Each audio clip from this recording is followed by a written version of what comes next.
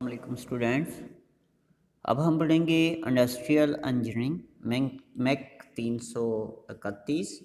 Topic है layout के अरकान।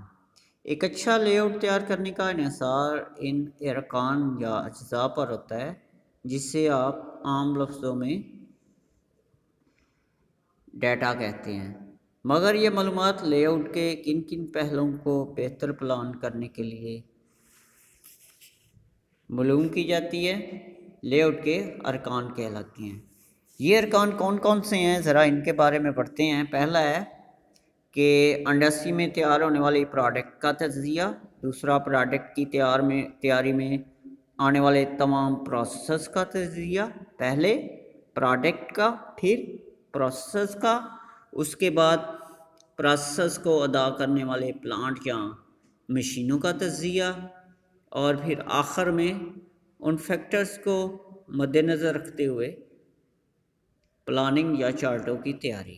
तो सबसे पहले बात कर लेते हैं इंडस्ट्री में तैयार होने वाले प्रोडक्ट का तज्ज़िया। प्रोडक्ट का तज्ज़िया करते वक्त इन बातों को मद्देनज़र रखा जाता है कि प्रोडक्ट की मुकम्मल ड्राइंगें, डिज़ाइन और डिटेल ड्राइंगें ये आपके पास हों। अकाई प्रोडक्ट के ख़ाम माल की मकदार और किस्म की फ़रिश्ते तैयार की जाएँ। प्रोडक्ट के हर छोटे बड़े हिस्से की तफसील तैयार की जाए।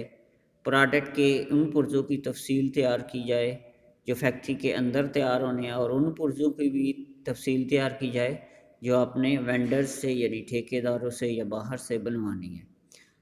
असम्बली चार्ट का इस तरह तैयार करना कि छोटे अज़्ज़ा को जोड़ने की तरतीब व तफसील वाज़ेह हो सके। असम्बली लाइन पर असम्बलिंग के मराहल तय करके असम्बली लाइन का लेआउट तैयार किया जाए।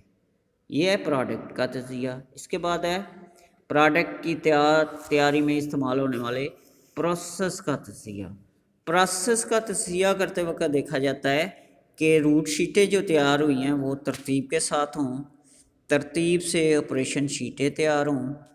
उसके बाद अमाल की तरतीब जो है उसका ख्याल रखा जाता है। ऑपरेशन प्रोसेस चार्ट से तफसीली तैयार करते वक्त इंस्पेक्शन, हीट ट्रीटमेंट, पेंटिंग और दूसरे मराहल जो हैं उनको एक लाइन पे तरतीब दिया जाता है।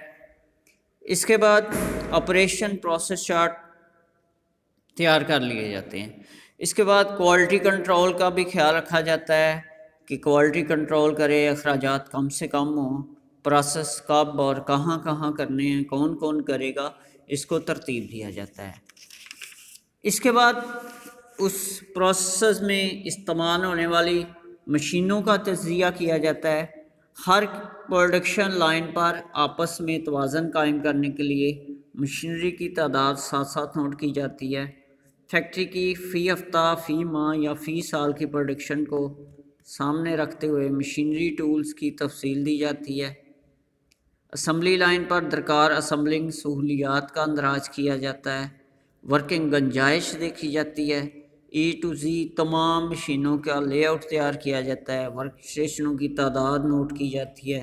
मशीनों का साइज़, प्लांट की तफसीलात, साइज़, हर किस्म के स्टेशन के मुताबिक खाम माल की सहूलियात, ज़ेरे प्रोसेस प्रोडक्ट की स्टोरेज का भी देखा जाता है। प्रोसेस शुदा प्रोडक्ट की स्टोरेज यानी खाम माल आपने कहाँ रखना है, और जब प्रोडक्ट तैयार हो जाए उसको कहाँ पे रखना है। ऑफिस की सहूलियात, इंसानी ज़रूरियात और सहूलियात, मुस्तकबिल में इजाफे की गुंजाइश को भी मद्देनज़र रखा जाता है। सर्विस और देखभाल की सहूलियात देखी जाती हैं। इसके बाद आखिरी मरहला हर प्रोसेस को ज़ाहिर करने वाला फ़्लो प्रोसेस चार्ट होता है, जिसमें हर प्रोसेस का वक्त और हरकत, स्टोरेज, इंस्पेक्शन और असम्बलिंग का वक्त तरतीब दिया जाता है। मशीनों के इंतखाब से मुतल्लिक़ मालूमात दी जाती हैं। प्रोडक्शन लाइन पर मशीनों के इस्तेमाल को मुतवाज़न किया जाता है। लेबर और फैक्ट्री क़ुव्वत, अफरादी क़ुव्वत ज़ाहिर की जाती है। प्रोडक्शन के अमल में अफरादी क़ुव्वत का तवाज़न कायम किया जाता है। खाम माल, ज़ेरे साख्त प्रोडक्ट, तैयार प्रोडक्ट, पैकिंग, लोडिंग, अनलोडिंग में मटीरियल हैंडलिंग के ज़राए ज़ाहिर किए जाते हैं। प्लानिंग चार्ट तैयार करने के बाद इसका मुकम्मल जायज़ा हर स्टेप पर लिया जाता है। इन मालूमात और डाटा की बुनियाद पर आखिरकार इन्हें लेआउट की हतमी शक्ल दे दी जाती है। इसके बाद है प्लांट लेआउट को मुतासर करने वाले अवामल कौन कौन से हैं। इसमें साइट सिलेक्शन पर असरअंदाज होने वाले अवामल हैं, ये हमने पिछले चैप्टर में तफसीली पढ़ा था। इसके बाद ब्लॉक लेआउट पर असरअंदाज होने वाले अवामल हैं, फिर शॉप लेआउट पर असरअंदाज होने वाले अवामल हैं, और आखिरी है वर्क प्लेस लेआउट पर असरअंदाज होने वाले अवामल। तो सबसे पहले साइट सिलेक्शन पर असरअंदाज होने वाले अवामल वो वही हैं, खामाल की दस्तियाबी, लेबर की दस्तियाबी, दीगर सहूलियात जो आपने दूसरे चैप्टर में पढ़ी थी, वो सारी साइट सिलेक्शन पे वो सारे अवामल असरअंदाज होते हैं। ब्लॉक लेआउट में ये देखा जाता है कि हर काम के लिए अलहदा से शोबा हो, जैसे फोर्जिंग का शोबा, कास्टिंग का शोबा, मशीनिंग का शोबा, एडमन ब्लॉक वगैरह। एक ही बड़ी फैक्ट्री को कई हिस्सों में तकसीम कर दिया जाता है, इन्हें ब्लॉक्स कहते हैं।